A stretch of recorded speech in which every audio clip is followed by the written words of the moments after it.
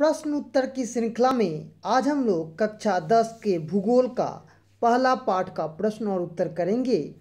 तो पहला पाठ का नाम है भारत संसाधन व उपयोग। इसका प्रश्न उत्तर करेंगे। भारत में जो संसाधन है उसका क्या उपयोग है, इसी पर यह पाठ केंद्रित है। तो चलिए प्रश्न उत्तर की ओर चलते हैं। पहला प्रश्न है, कोयला किस प्रकार का संसाधन है? तो यह नवीकरणीय संसाधन है। कौन सा संसाधन है? नवीकरणीय संसाधन है। दूसरा प्रश्न है, सौर ऊर्जा निम्नलिखित में कौन सा संसाधन है? तो पुनः पूर्ति योग्य संसाधन है। तीसरा प्रश्न है, तटरेखा से कितने किलोमीटर क्षेत्र सीमा अपवर्जक आर्थिक क्षेत्र कहलाता है? उत्तर है 200 NM। चौथा प्रश्न है, डाकुओं की अर्थव्यवस्था का संबंध है संसाधनों के अनियोजित विदोहन से। पांचवा प्रश्न है, समुद्र क्षेत्र में राजनीतिक सीमा के कितने किलोमीटर क्षेत्र तक राष्ट्रीय संपदा निहित होती है? उत्तर है 19.2 किलोमीटर। अब हम लोग अति लघुतरीय प्रश्न उत्तर करेंगे।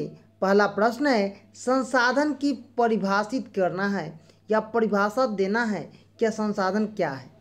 उत्तर लिखेंगे, सामान्य तौर मानवीय उपयोग में सभी वस्तु संसाधन कहलाते हैं।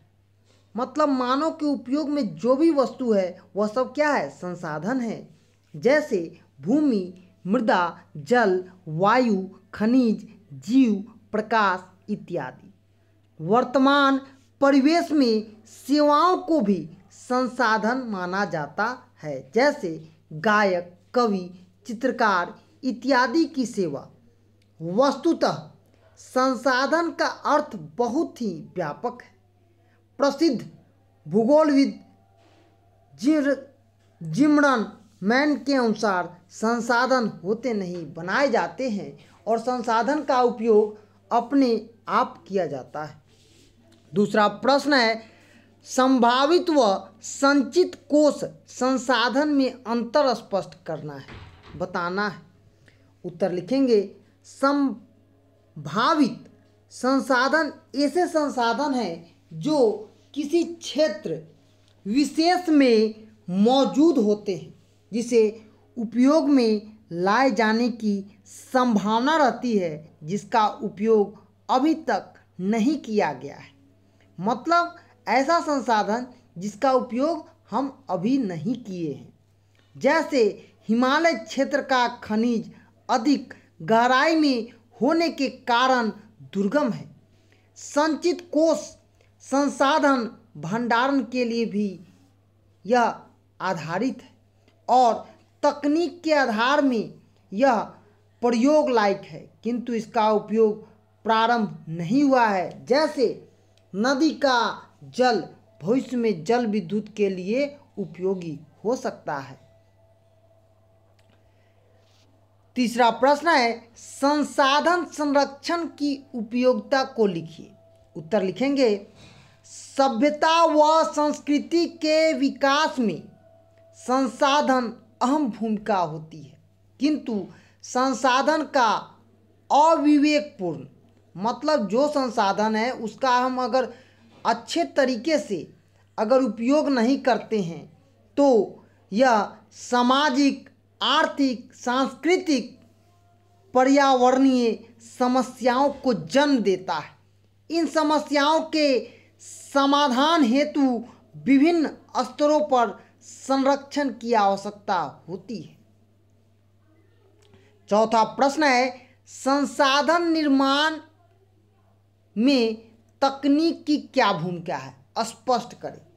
उत्तर लिखेंगे, संसाधन निर्माण में तकनीक की भूमिका अत्यंत ही महत्वपूर्ण है, क्योंकि अनेक प्राकृतिक प्रद वस्तु तब तक संसाधन का रूप नहीं लेते हैं जब तक कि किसी विशेष तकनीक द्वारा उन्हें उपयोगी नहीं बनाया जाता है।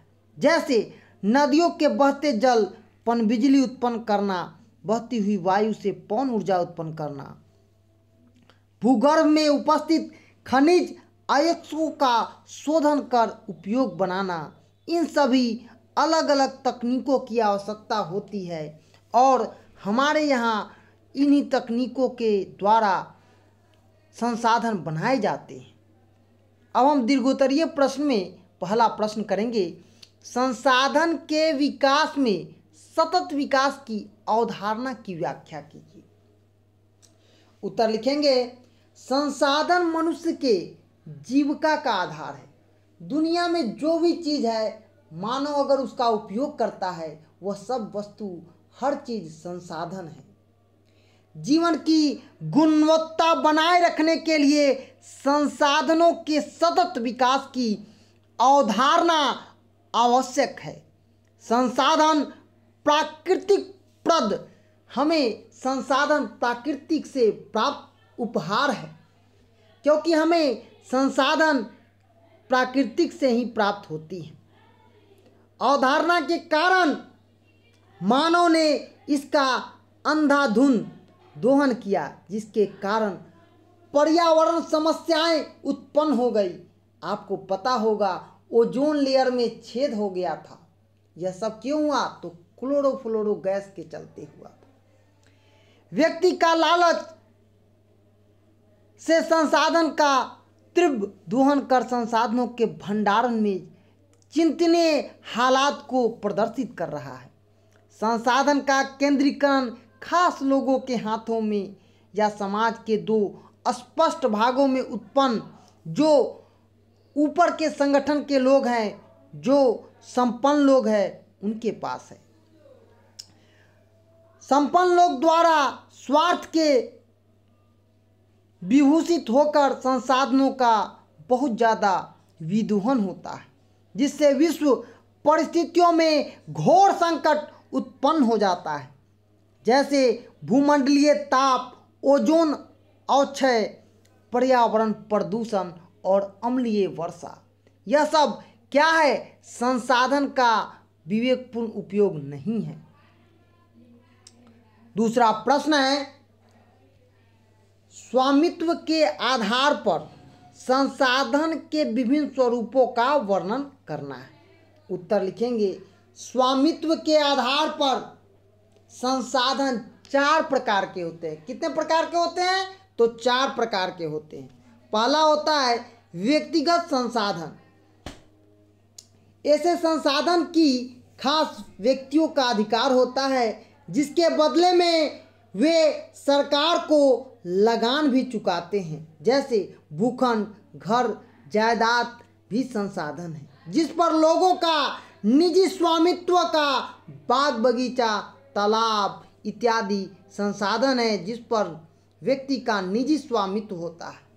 आपका घर होगा, आपका जमीन होगा, उसके लिए हम क्या करते हैं? मालगुजारी कटाते हैं। तो ये क्या है? हमारा है, लेकिन हम सरकार को टैक्स देते हैं। जिनका नगर निगम में होगा, नक्शा पास करवाना पड़ता है घर में। दूसरा है सामुदायिक संसाधन। ऐसे संसाधन जो कि किसी खास समुदाय के आधिपत्य में नहीं होता है, जिसका उपयोग समूह के लिए सुलभ होता है। आप देखिएगा, गांव में जो चारागाह भूमि होती है, शमशान है, मंदिर है, मस्जिद है, सामुदायिक भवन है, तालाब है, नागरिक क्षेत्र है, इस प्रकार संसाधन, सार्वजनिक पार्क, पिकनिक का स्थल और मैदान, मंदिर, मस्जिद, गुरुद्वारा, गिरजाघर, ये संसाधन संबंधित समुदाय के लोगों के लिए सुलभ है। तीसरा है राष्ट्रीय संसाधन। कानूनी तौर पर देश या राष्ट्र के अंतर्गत सभी संसाधन राष्ट्रीय संसाधन है। देश की सरकार को वैधानिक हक है कि वे व्यक्ति के संसाधन का अतिग्रहण कर आम जनता के हितों को साकार कर सकती है।